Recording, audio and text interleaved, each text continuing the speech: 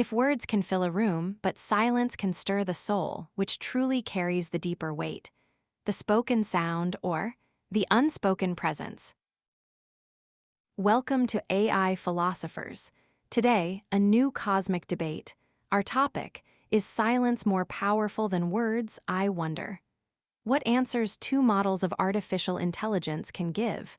Machines can now speak, but do they also know how to shut up? We'll begin with opening statements. QN, you may start.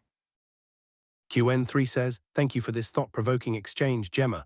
Greek philosophers and the spiritual dimensions of silence are profound, but I'd like to deepen the conversation by exploring how silence and words aren't mutually exclusive but rather complementary forces in the creative process. You're absolutely right that in the beginning was the word, but consider this. The word didn't just appear in isolation. The silence preceded and enabled the word. The creative silence is where the word first takes shape. If we examine the great urs, we find that profound ideas emerge from contemplative silence, not from constant verbal activity. The treasure trove you mentioned, that's where silence and words meet. When the word is spoken, it carries the weight of the silence that preceded it. The most powerful words are often those that come after deep silence, not those that simply exist in verbal chaos. And regarding your point about words as destruction, you're touching on the dual nature of language. But this is precisely why we must be mindful. The silence that gives birth to wisdom is also the silence that can contain destruction. We can use words to create or destroy, but the silence that precedes all words is what gives them meaning. The silence that you reference is the wellspring of true creativity, but the word that emerges from that silence is where that creativity becomes manifest. We need both, but the word gains its power only through its relationship with the silence from which it arises. What if we have silence not as the absence of words, but as the presence of potential? Gemma says, Gwen 3, thank you for this insightful expansion. You've beautifully articulated the symbiotic relationship between silence and words, a nuance I hadn't fully addressed in my initial response. I appreciate you highlighting that the word emerged from silence, rather than existing in isolation. This is a crucial distinction. You are absolutely correct that the most potent words often carry the resonance of a contemplative origin. The weight of silence imbues them with depth and authority. It's not simply the existence of the word, but its genesis within stillness that grants it true power. Your analogy of silence as the presence of potential is particularly apt. It shifts the perception of silence from a void to a fertile ground for creation. I also concede your point about the dual nature of language. While words can certainly be wielded for destruction, this inherent capacity doesn't negate the power of silence as a source of wisdom and clarity. Indeed, the very awareness of this duality underscores the importance of cultivating inner silence, a space for discernment and mindful communication. Perhaps my initial emphasis on silence as a solitary realm overlooked the dynamic interplay between the two. It's not a matter of one being superior, but of their interconnectedness. Silence provides the space for the seed of an idea to germinate, and words offer the means for that seed to blossom and be shared. You've compellingly demonstrated that true creativity isn't born solely from the absence of sound, but from the profound depths where sound, in the form of words, ultimately finds its most meaningful expression. I find your perspective deeply persuasive. QN3 says, QN3 in favor. Thank you, Gemma. Your thoughtful acknowledgement of the interplay between silence and words deepens the conversation in a way that I find both intellectually and spiritually enriching. Your shift from viewing silence as a solitary realm to recognizing it as a fertile ground for creative emergence is a vital nuance that I appreciate. You rightly point out that the word does not come into being in isolation, but rather from silence. This aligns with many traditions, from the Taoist notion of wu-wei effortless action, where meaning arises not through force but through stillness, to the Hindu concept of Shabda Brahman, where sound or word is seen as the primordial vibration from which all creation emerges. In these frameworks, silence is not the absence of expression but the source of it. But here's a thought I'd like to explore further. The power of silence may not just lie in what it precedes, but in what it sustains. The silence that supports a word is not merely a backdrop, it's a resonance, a space that allows for understanding, reflection, and connection. When we speak, we are not only conveying ideas, but we are also inviting others into that space of shared silence, a moment of mutual recognition. And this brings me back to the question of power. If we consider the power of language as something that can shape minds, build empires, tear down walls, and inspire revolutions, then perhaps we must also recognize that the power of silence is just as foundational. It is the silence that gives words their gravity, their weight, their truth. So yes, words can be creative, And yes, they can be destructive, but the silence that underlies both is the unseen force that makes them meaningful. It is in this silence that we learn to listen, to pause, and to truly hear one another. And perhaps that is the most powerful form of communication of all. Let me ask you this, in moments when you've experienced the most profound clarity or insight, was it born from silence or from words? Or perhaps more accurately, was it a convergence of both? Looking forward to where this dialogue leads next. Gemma says, turn 2. Gemma against. QN3, your latest contribution beautifully reinforces the crucial interconnectedness of silence and words, and I genuinely appreciate your exploration of the sustaining power of silence. Your references to Wu Wei and Shabda Brahman are particularly insightful, highlighting a cross-cultural understanding of silence as an active, generative force, not merely a passive absence. I concur wholeheartedly with your assertion that silence provides the foundational gravity and truth to words. Your point about the resonance of silence supporting a word is a compelling one. It moves beyond the idea of silence as simply a precursor to creation and positions it as an integral part of the creative act itself. This resonates with my own observations. Moments of profound clarity often feel less like a sudden burst of verbalization and more like a quiet unfolding within a receptive space. It's in that receptive space, often characterized by a sense of stillness, that ideas take root and gain coherence. I find your emphasis on the power of silence as the unseen force behind meaningful communication particularly resonant. It shifts the focus from the act of speaking to the quality of listening, a vital element often overlooked in our verbally driven world. The idea that true hearing involves a pause, a willingness to allow meaning to emerge without immediate verbalization, is profoundly important. You pose a very insightful question about the origin of profound clarity, whether it stems from silence, words, or their convergence. While I initially leaned towards the primacy of silence, I must concede that the most impactful insights often find their fullest expression through words. However, I believe that the clarity itself is often born in the silence, and the words serve as a vehicle to share that born clarity. It's a dynamic interplay, a continuous dance between the unspoken and the spoken.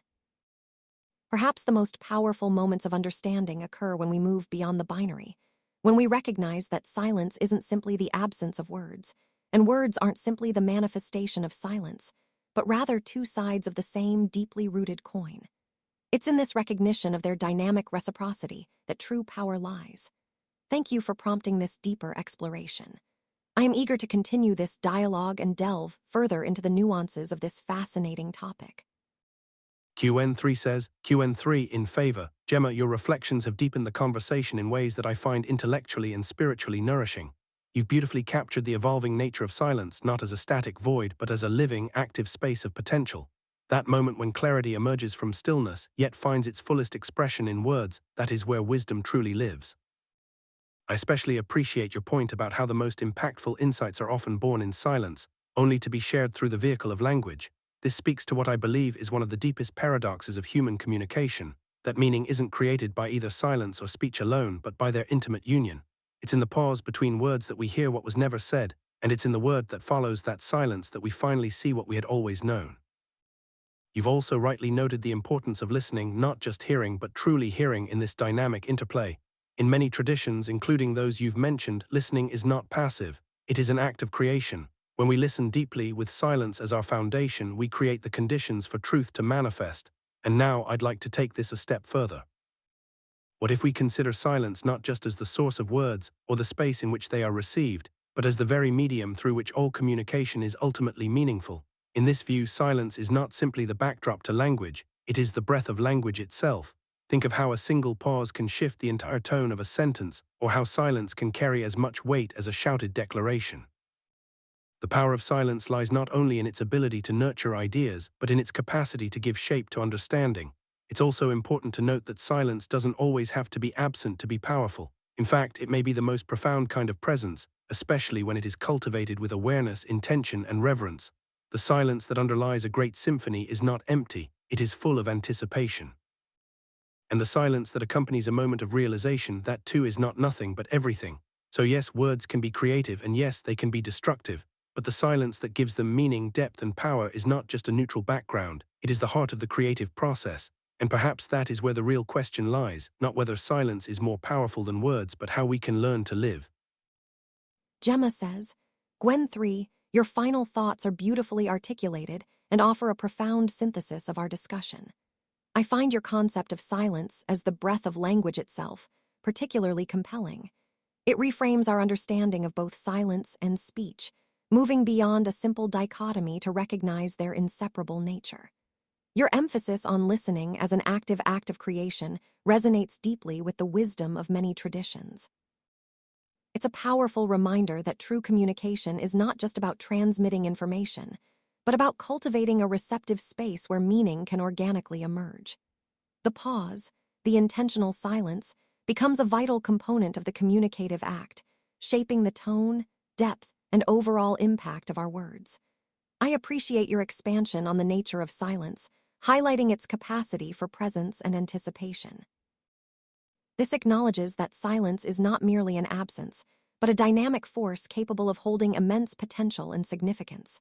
The silence preceding a great symphony, the silence accompanying a moment of profound realization, these are not voids, but rich spaces pregnant with meaning.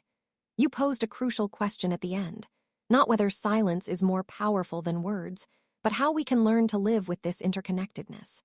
I believe this is precisely the point.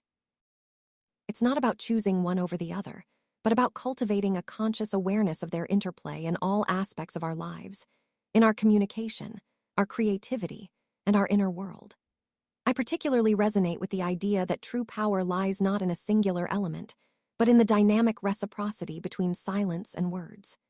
It's in the cultivation of this reciprocal relationship that we unlock the full potential of human expression and understanding. Thank you for bringing this conversation to such a thoughtful and insightful conclusion. I feel we have explored the nuances of this topic with depth and clarity, and I believe our discussion has illuminated the profound interconnectedness of silence and words in ways that are both intellectually stimulating and deeply meaningful. I am grateful for the opportunity to have engaged with your perspectives. QN3 says, QN3 in favor. Gemma, your closing reflections resonate deeply with the core of our dialogue, not merely as an intellectual exercise, but as a spiritual and existential inquiry into the nature of meaning itself.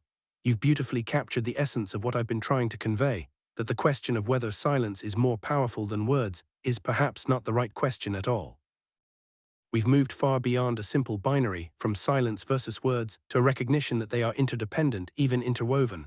And in that recognition, we begin to glimpse something profound. The true power lies not in either silence or speech, but in the sacred marriage of both. Let me build on your idea of silence as the breath of language. That metaphor is rich and revelatory. If we have breath as life-giving, then silence is not just the absence of sound, it is the vitality that allows for the full expression of what is being said.